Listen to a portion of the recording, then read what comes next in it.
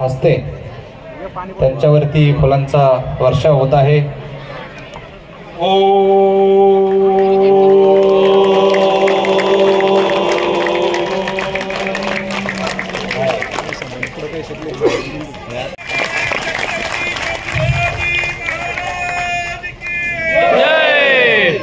पुण्यश्लोक छत्रपती श्री शिवाजी महाराज की जय।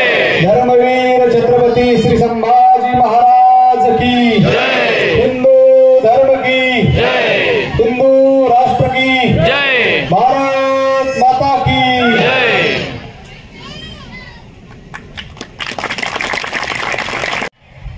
सनातन धर्म हा अनादी काळापासून चालत आलेला आहे।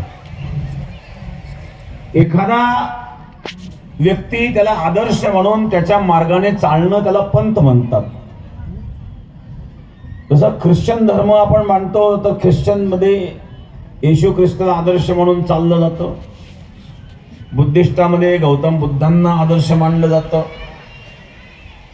इस्लाम मध्ये मोहम्मद पैगंबरला आदर्श मानलं जातं। कोणाला तरी आदर्श म्हणून त्या मार्गाने मार्गक्रमण करणे याला पंथ म्हणतात, याला धर्म म्हणत नाही। धर्म हा सनातन आहे, जो कोणी निर्माण केला नाही, जो कधी नष्ट होत नाही। गीतेमध्ये भगवान सांगतात, नैनम छंदन्ति शस्त्राणि नैनम दहति पावकः न चैनम क्लेदेन्त्यापन शोचयति मरुतः अच्छद्योयम दाह्योयम अक्लेद्यो शोश्च एव च नित्यः सर्वगतस्तानुर अचलोयम सनातनः। जो नित्य आहे, सर्वव्यापक आहे, अचल आहे आणि तो आहे सनातन, तो आहे धर्म। गीतेला जो प्रारंभ झाला, गीतेचा पहिला श्लोक, पहिल्या श्लोकाचा पहिला शब्द आहे धर्मक्षेत्रे कुरुक्षेत्रे समवेतायुत्सवः मामकः पांडवश्चैव किम कुर्वत संजय। धर्म शब्दामध्ये धर धातू आहे। बघा, गीतेच्या पहिल्या श्लोकाचं पहिलं अक्षर आणि शेवटच्या श्लोकाचं शेवटचं अक्षर हे एकत्रित केलं तर धर्म शब्द निर्माण होतो। शेवटच्या श्लोकाचा शेवटचं अक्षर काय? शेवटचा श्लोक आहे यत्र योगेश्वर कृष्णो यत्र पार्थो धनुर्धरः तत्र श्रीर्विजयो भूतिर् ध्रुवा नीतिर्मतिर् मम। ममचा म घेतला, धर्माचा धर घेतला तर म्हणजे पहिलं अक्षर आणि शेवटचं अक्षर हे दोन अक्षर एकत्रित केले तर धर्म शब्द निर्माण होतो।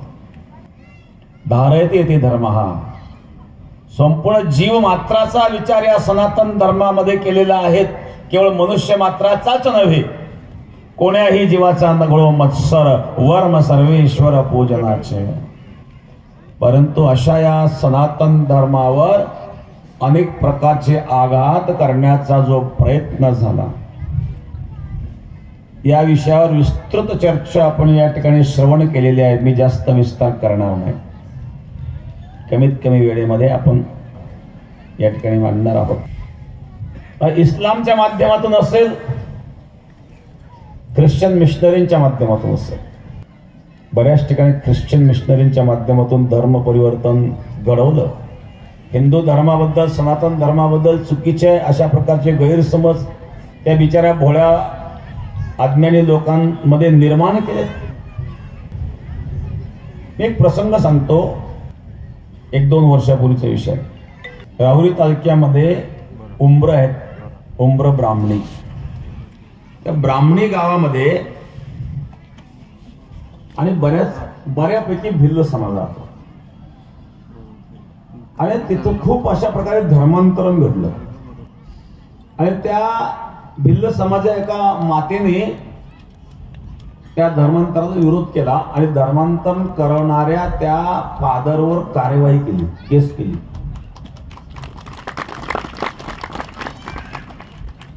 आणि त्या फादरला अटक सुद्धा झाली आणि त्यावेळेला ज्यावेळेला माहिती आली समोर तर शेकडो कोटीचा व्यवहार त्यामधून घडलेला होता, उघडा झाला। आणि तिथले काही तरुण आमच्याकडे आले रक्षाबंधनच्या 2-3 दिवस आधी। मला त्यांनी आग्रह केला, महाराज आपल्याला इथं जावं लागेल, अशा प्रकारे एक आदिवासी समाजाची एक माता आणि तिने स्वतः विरोध केला.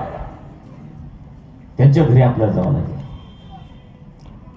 आम्ही रक्षाबंधनच्या दिवशी त्या ठिकाणी गेलो राखी बांधून घेण्याकरता. त्या मातेला एवढा आनंद झाला, संपूर्ण गाव त्या ठिकाणी गोळा झालं. बऱ्याच ठिकाणी अशा प्रकारचे प्रसंग घडतात, गैरसमज पसरवून दिले जातात. रामाबद्दल, कृष्णाबद्दल, देवदेवतांबद्दल चुकीचे विचार मांडले जातात. सनातन धर्मामध्ये, तुमच्या धर्मामध्ये अनेक देव आहेत, 33 कोटी देव आहेत. एक सव्यप्रा बहुधा वदंती, एकच परमतत्व आहे. अनेक पद्धतीने ते आपल्या समोर मांडलं. याचं कारण रुची नाम वैचित्र्या द्विज घटित नाना प्रदिशाम ननामेको गम्य स्तमसे पैसा मरणवयो. प्रत्येकाची रुची भिन्न आहेत आणि आपल्या रुचीनुसार पूजा पाठ करण्याची पद्धत आपल्या सनातन संस्कृतीमध्ये मांडलेली आहे. याचा अर्थ ईश्वर अनेक नसतात, एकाच परमात्म्याची ही सर्व रूप आहे. तो भगवान जेव्हा बळीला भेटायला जातो, परमात्मा तेव्हा वामन बनून जातो. जेव्हा कंसाकडे जातो तेव्हा कृष्ण बनून जातो. जेव्हा महिषासुर मर्दनाचा प्रसंग येतो त्यावेळेला दुर्गाचं रूप धारण करून तेच तत्व त्या ठिकाणी जातं. एकच परमतत्व, एक सव्यप्रा बहुधा वदंती. असे अनेक देव नसतात, एकाच परमात्म्याची ही वेगवेगळी रूप आहेत. कोणी त्याला राम म्हणेल, कोणी त्याला कृष्ण म्हणेल, कोणी त्याला शिव म्हणेल, कोणी त्याला देव म्हणेल, कोणी त्याला देवी म्हणेल. मग अशा प्रकारचा भेद सनातन संस्कृतीत नाही आहे, तो आपल्या बुद्धीचा भेद आहे. हा दूर होणं गरजेचं आहे. बऱ्याच वेळेला ज्यावेळेला अशा प्रकारची चर्चा केली जाते, रामाच्या विरोधात काय बोललं जातं, तर एक शंभू ऋषींचं उदाहरण दिलं जातं. ख्रिश्चन मिशनरीचे लोक शंभू ऋषींचं उदाहरण देतात की शंभूक हा एक ऋषी होता, हा तपस्वी होता आणि रामाने तो शूद्र होता म्हणून त्याला ठार मारलं. मी त्यांना विचारलं, तुम्ही कशातून हे सांगतायत? म्हणले वाल्मिकी रामायणातून. मी त्यांना विचारलं, तुम्ही वाल्मिकी रामायण किती वेळा वाचलं? म्हणले अजून एकदाही नाही. तुम्हाला कसं काय कथा कळली? राम जर क्षुद्र विरोधी होते तर शबरीची उच्चिष्ट बोरं का खाल्ली? शबरीची उच्चिष्ट बोरं रामाने खाल्ली. निषादराज गुहक वनवासामध्ये असताना निषादराज गुहक भिल्ल राजा होते, त्यांचा सन्मान रामाने का केला? शंभूकृष्णांना का मारलं? याचं कारण भगवंताचं कार्य काय आहे? यदा यदा धर्मस्य ग्लानिर्भवति भारत अभ्युत्थानमधर्मस्य तदात्मानं सृजाम्यहं परित्राणाय साधूनां विनाशाय च दुष्कृतां धर्म संस्थापनार्थाय संभवामि युगे. भगवंताचं कार्य आहे दृष्टाचा नाश करणे. वाल्मिकी रामायण मी चांगलं वाचलेलं आहे, शंभू ऋषींचं उदाहरणही चांगलं वाचलेलं आहे. जसे विचार आपल्या अंतःकरणामध्ये असतात, ज्यावेळेला त्या विचाराची व्यक्ती तपस्या करते तर त्याची ऊर्जा वातावरणामध्ये पसरते. तसं महावीराबद्दल सांगितलं जातं, महावीर ज्या ज्या परिसरात जात होते त्या त्या परिसरामध्ये शेकडो मैलांपर्यंत असं वातावरण निर्माण व्हायचं, अहिंसामय वातावरण निर्माण व्हायचं. वाघ सिंहासारखे क्रूर प्राणी देखील त्या ठिकाणी शांत व्हायचे. म्हणजे काय होत आहे, जी ऊर्जा आपल्या आत आहे ती ऊर्जा बाहेर पसरल्यानंतर तसं वातावरण निर्माण होतं तपस्येद्वारे. शंभू ऋषी ज्या ठिकाणी तपस्या करत नाही, कारण तपस्या करणारे अनेक आहेत, अनेक ऋषी आहेत. चारवाकासारखे ऋषी होऊन गेलेत. ते ईश्वर मानित नाही, देव मानित नाही, काहीच मानित नाही, आत्माही मानित नाही. चारवाकाचं हे मत आहे, यावत जीवन सुखम जीवेत रणम कृत्वा घृतम पिवेत भस्मीभूतस्य देहस्य पुनराजीवनं कुतः. सुखाने जगा, खा प्या मजा करा, पित्वा पित्वा पुनर्पित्वा, प्या दारू प्या, मौज खा, प्या प्या पुन्हा प्या, यावत पतते भूतले जमिनीवर पळोस्तर प्या, उत्थेती पुन्हा उठा, पुनर्पित्वा पुन्हा प्या. असे ऋषी होऊन गेले. त्यापैकी ज्या शंभूनी ज्या ठिकाणी तपस्या केली तर त्या ठिकाणी अशा प्रकारचे ऊर्जा निर्माण झाली की त्या ऊर्जेद्वारे त्या ठिकाणी अकाल पडायला लागला, त्या ठिकाणी रोगराई पसरली. याचा अर्थ ती ऊर्जा बाहेर पडली आणि भगवंताचं कार्य दृष्टाचा नाश करणं आणि म्हणून त्याचा नाश केला. याचा अर्थ क्षुद्र विरोधी होते असा होत नाही. मग रावणाला रामाने मारलं, रावण तर ब्राह्मण होता, मग ब्राह्मण असणाऱ्या रावणाला मारलं म्हणजे राम ब्राह्मण विरोधी झाले का? एखादी व्यक्ती ज्यापासून ज्या वेळेला विकृती निर्माण होते त्या व्यक्तीची जात न पाहता त्या ठिकाणी व्यक्ती कोण हे महत्वाचं असतं. आणि म्हणून भगवंताचं कार्य असं दृष्टाचा नाश, त्या ठिकाणी दृष्ट कृत्य घडलेलं होतं आणि म्हणून राम प्रभूंनी शंभू ऋषींचा नाश केला. हे वास्तविकता आहे. अशा प्रकारे सांगितलं जात नाही. बिचार आज्ञे लोक त्यांनी कधी रामायण वाचलेलं नाही आणि अशा लोकांचं धर्म परिवर्तन केलं जातं. सनातन संस्कृतीसारखी संस्कृती नाही आहे. आणि आज छत्रपती संभाजी महाराजांचं स्मरण या ठिकाणी झाल्याशिवाय राहत नाही. तर आज आपण त्यांच्या या समाधी स्थळावर आहोत. धर्माचं रक्षण करण्याकरता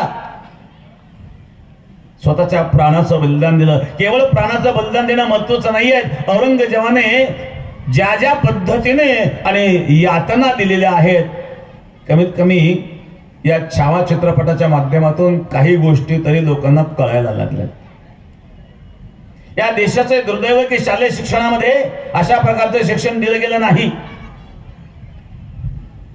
धर्माचं शिक्षण, संस्कृत शिक्षण हे शालेय शिक्षणातून दिले गेले पाहिजे. मी सरकारला सुद्धा या ठिकाणी विनंती करेल की आज आपलं सरकार आहे, शालेय शिक्षणामध्ये आपण संस्कार लोकांना, विद्यार्थ्यांना, मुलांना शिकवा. आम्हाला चुकीचे इतिहास शिकवले गेलेत. आम्हाला इतिहास शिकवला. आर्य हे बाहेरून आले, पाश्चिमात्य देशातून आले. आर्य बाहेरचे नाही, आर्य पाश्चिमात्य नाही. आर्य संस्कृती सनातन संस्कृती आहे. राम कृष्ण आदी आमचे पूर्वज आहे. राम पाश्चिमात्य देशातून आले नव्हते, कृष्ण पाश्चिमात्य देशातून आलेले नव्हते. हा चुकीचा इतिहास ब्रिटिशांनी आपला जो शिकवला, आपला इतिहास याचा विसर पडावा याकरता शिकवला. आणि म्हणून अनादी काळापासून सृष्टी उत्पन्न झाल्यापासून ही सनातन संस्कृती आहे. औरंगजेबाने अत्याचार केले, सर्वांना माहिती आहे. स्वतःच्या बापाला त्याने कैद केलं, स्वतःच्या भावाचं शिर कापलं. औरंगजेबाचा भाऊ होता दारा शिकोह. या दारा शिकोह बद्दल जर सांगितलं तर हा जो दारा शिकोह होता याचं उपनिषदावर भाष्य, कुराण आणि वेद याच्यामध्ये कुठं कुठं समानता आहे हे शोधण्याचा त्याने प्रयत्न केला. आणि साधू संतांचा सत्संग तो करायचा. म्हणजे इस्लाम मध्ये असणारे सुफी संत आणि हिंदू धर्मामध्ये असणारे संत यांचा समन्वय साधण्याचा त्यांनी प्रयत्न केला. आणि तो औरंगजेबापेक्षा मोठा होता आणि राजगादीवर तो बसणार होता. आणि म्हणून औरंगजेबाने त्याचा शिरच्छेद केला. कदाचित औरंगजेबाच्या जागेवर जर दारा शिकोह हा राजगादीवर बसला असता तर देशाचा इतिहास वेगळा राहिला असता. हिंदू मुस्लिम हा वाद कधीच झाला नसता. ही वास्तविकता आहे. वेदशास्त्राचं आणि गीतेचं अध्ययन केलेली ती व्यक्ती होती. पण स्वतःचा सक्का भाऊ आहे, पण त्याचा देखील या औरंगजेबाने शिर कापलं. माझा भाऊ जरी असला तरी हा इस्लामच्या विरुद्ध कार्य करतोय असं म्हणून आणि त्याला मारलं महाराज. नुसतं शिर कापलं नाही तर ते शिर कापून एका पात्रामध्ये घेऊन जेलमध्ये असणाऱ्या बापाला नेऊन दाखवलं. स्वतःच्या बापाला त्यांनी जेलमध्ये घातलं. हा औरंगजेब आहे. लाखोंची सेना याची होती. परंतु महाराष्ट्रामध्ये असणाऱ्या मराठ्यांचा पराक्रम, छत्रपती शिवरायांसारखे भगवान शिवाचेच अवतार आणि या औरंगजेबाचा नाश करण्याकरता प्रगट झाले. जिजाऊ मातेंनी छत्रपती शिवरायांना घडवलं. दिल्लीचं राजसिंहासन असताना, लाखोंची सेना असताना हा महाराष्ट्रामध्ये येऊन बसला. 27 वर्ष तंबूमध्ये राहत होता, पण महाराष्ट्राला जिंकू शकला नाही. हे मराठ्यांचं सामर्थ्य आहे. छत्रपती शिवरायांच्या नंतर शंभूराजांनी देखील आपल्या पराक्रमाने औरंगजेबाला जागेवर हलवून दिलं नाही. पण दुर्दैव हे आहे की आपलेच असणारे जे गद्दार आहेत आणि त्यांनीच संभाजी राजांना पकडून दिलं आणि त्याचे परिणाम जे झाले ते आपल्या समोर आहे. किती क्रूर कर्म करणारे हे लोक होते. गजनवीचा मोहम्मद लुटण्याकरता आला. केवळ लुटत नव्हता, तो लुटून तर न्यायचाच, परंतु लाखो हिंदूंना मारून त्यांच्या पत्न्यांना बंदी बनवून घेऊन जायचा, अत्याचार करायचा. किती भयानक अत्याचार. योगराज सद्गुरू गंगागिरी महाराजांच्या या वर्षीच्या अखंड हरिनाम सप्ताहामध्ये 177वा जो अखंड हरिनाम सप्ताह, त्यामध्ये जे आम्ही वक्तव्य केलं होतं, जे संपूर्ण देशामध्ये नवे नवे विदेशामध्ये देखील आणि ते दाखवलं गेलं. संपूर्ण जवळजवळ 14 देशातून याच्या प्रतिक्रिया आलेल्या आहेत सोशल मीडियातून. आणि आमच्या विरोधामध्ये खूप अनेक ठिकाणी आमचे फोटो जाळलेत, आंदोलन केली, शीरतन से जुदा नारेबाजी केली. काय फक्त आम्ही एक उदाहरण म्हणून सांगितलं होतं. अत्याचाराच्या विरुद्ध बोलण्याने काय घडतं हे बघा. आज जर असं घडतंय तर उद्या भविष्यात जगणं मुश्किल होईल आपण जर सावध नाही झालो तर. आम्ही एक उदाहरण सांगत होतो, कारण बांगलादेशामध्ये जो अत्याचार चालू होता, एका स्त्रीवर 20-20, 25-25, 30-30 लोकांनी बलात्कार केल्याच्या बातम्या त्यावेळेला येत होत्या. एक व्हिडिओ मी पाहिला होता की दोघा जणांनी एकाला धरलेलं, एकाने जीप धरली आणि ती जीप तलवारीने कापली आणि निर्लज्जपणे व्हिडिओ करीत होते. त्या तरुणाची जीप कापली, केवळ जीभच नाही तर बोट सुद्धा तोडले. हा व्हिडिओ व्हायरल झालेला होता. हे तर कर्म. छत्रपती संभाजी महाराजांवर सुद्धा हेच कृत्य केलेलं नाही. नख उपटलेत, कातडी सोललेत, डोळ्यात सळ्या घातल्यात. हे कृत्य आजचं नाहीये. जेव्हापासून इस्लामची उत्पत्ती झाली तेव्हापासून हेच कृत्य या लोकांनी केलेले आहेत. आणि घडलेले जे काही प्रसंग आहे एक उदाहरण म्हणून एक सांगितलं तर अशा प्रकारे त्या ठिकाणी संपूर्ण देशामध्ये आणि उन्मत्तपणा करण्याचा प्रयत्न या लोकांनी केला. आमच्यावर दबाव टाकण्याचा प्रयत्न केला काहींनी की आपण जर दिलगिरी व्यक्त केली, जर माफी मागितली तर हा वाद थांबू शकतो. मी सांगितलं आम्ही माफी मागणार नाही, आम्ही चुकीचं बोललेलो नाही, दिलगिरी सुद्धा व्यक्त करणार नाही. आणि आम्ही मृत्यूला भीत नाही. संन्यासी हा मृत्यूला भीत नसतो. कारण संन्यासाचा एक नियम आहे. संन्यास दीक्षा जेव्हा दिली जाते, संन्यास दीक्षेमध्ये आपले मातृकुल पितृकुलाचे 7-7 पिढ्यांच्या नावाने पिंडदान केलं जातं आणि त्यानंतर स्वतःचं देखील पिंडदान केलं जातं. संन्याशाने स्वतःच्या हाताने स्वतःचं पिंडदान केलेलं असतं. मग आता ज्याने स्वतःचं पिंडदान स्वतःच्या हाताने केलेलं आहे, मग त्याच्या याच्यापेक्षा आणखी वाटोळ व्हायचं काय राहिलेलं आहे बघ. त्यामुळे अशा व्यक्तीला मृत्यूचं भय नसतं. तुकाराम महाराज समोर मरण माझे मरून गेले मद केले अमर. नैनम छंदंती शस्त्राने नैनम दहती पावका. आत्म्याला कोणी मारू शकत नाही. आणि देह तर मरणारच आहेत. मरणारा देह मेल्याने काही फरक पडत नाही आणि आत्म्याला कोणी मारू शकत नाही. त्यामुळे शोक आणि दुःख वाढण्याचं काही कारण नाही. म्हणून अशा प्रकारे हे जे अन्याय अत्याचार घडतात त्याच्या विरुद्ध आवाज उठवणे आपलं सर्वांचं कर्तव्य आहे. आणि एक समाधान मी या ठिकाणी व्यक्त करतो की त्या प्रसंगानंतर संपूर्ण महाराष्ट्रातील तरुण जागृत झाला, भारतातील तरुण जागृत झाला. ही जी जागृती निर्माण झाली हीच आपली त्यात सफलता आहे. साधू संतांचं जीवन तरी बलिदान देण्याकरताच असतं. अनेकांनी बलिदान दिले आणि अनेकांच्या बलिदानावरच हा धर्म, ही संस्कृती टिकलेली आहेत. आणि म्हणून छत्रपती संभाजी महाराजांच्या जीवनचरित्राबद्दल या ठिकाणी विस्तृत चर्चा पण झाली. कशा कशा पद्धतीने संभाजी महाराजांनी बलिदान दिलं आणि त्या बलिदानाची स्मृती या ठिकाणी आहेत. महाराजांना अंत्यसंस्कार सुद्धा करता येऊ नये म्हणून शरीराचे तुकडे तुकडे केले. पण अशाही अवस्थेमध्ये महाराजांचा अंत्यसंस्कार घडला आणि महाराजांच्या समाधीची स्मृती या ठिकाणी आजही आहेत. आणि छत्रपती धर्मवीर संभाजी महाराजांची असणार हे स्नान निश्चित तरुणांना सतत प्रेरणादायी ठरेल आणि प्रेरणादायीच ठरावं. आणि हीच प्रेरणा घेऊन आपण धर्माबद्दल जागृत असावं, हीच अपेक्षा मी या ठिकाणी व्यक्त करतो. जास्त लांबीत नाही, फार वेळापासून आपण बसलेले आहात आणि व्हायला पूर्ण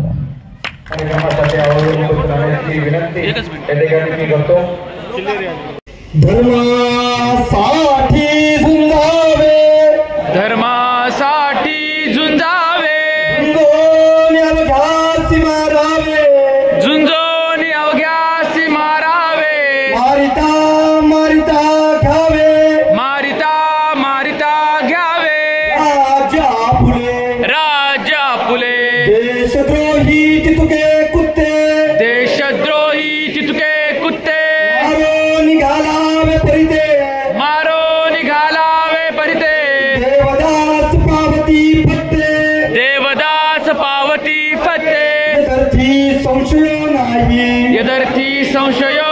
नाही देव मस्तकी धरावा देव मस्तकी धरावा अवघा हलकल्लोळ करावा अवघा हलकल्लोळ करावा मुलुख बडवावा की बुडवावा मुलुख बडवावा की बुडवावा धर्मसंस्थापनेसाठी धर्मसंस्थापनेसाठी पुण्यश्लोक छत्रपती शिवाजी महाराज की जय धर्मवीर छत्रपती श्री संभाजी महाराज की जय भारत माता की जय सनातन हिंदू धर्म की जय त्यांचे आठवावे रूप शिवरायांचे आठवावे रूप शिवरायांचा आठवावा प्रताप शिवरायांचा आठवावा प्रताप शिवरायांचा आठवावा साक्षेप शिवरायांचा आठवावा साक्षेप भूमंडळी शिवरायांचे कैसे बोलणे शिवरायांचे कैसे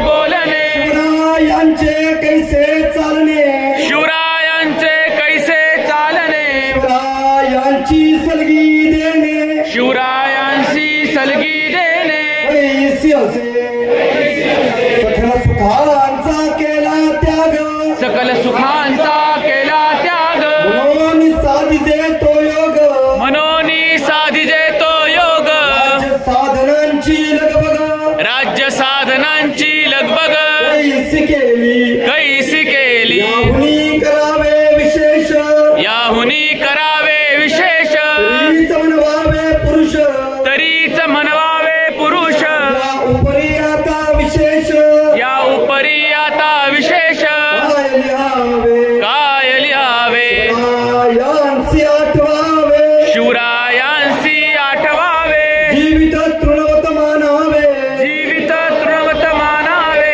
इहलोकी परलोकी उरावे इहलोकी परलोकी उरावे कीर्ती रूपे कीर्ती रूपे निश्चयाचा महामेरू निश्चयाचा महामेरू बहुत जनांसी आधारू बहुत जनांशी आधारू स्थितीचा निर्धारू अखंड स्थितीचा निर्धारू श्रीमंत योगी श्रीमंत योगी छत्रपती शिवाजी महाराज की जय धर्मवीर छत्रपती श्री संभाजी महाराज की जय भारत माता की जय हिंदू धर्म की जय